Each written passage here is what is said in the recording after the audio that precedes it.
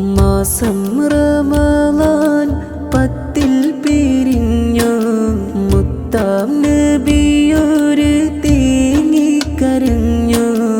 ഇല്ല ഒരാളും ഖദീജയെ പോലെ പകരം വയ്ക്കാൻ ഇന്നിൻ്റെ ഖൽബിൽ താങ്ങും തണലുമായി ഖദീജ ബിനൂറിൽ സ്നേഹം നൽകി.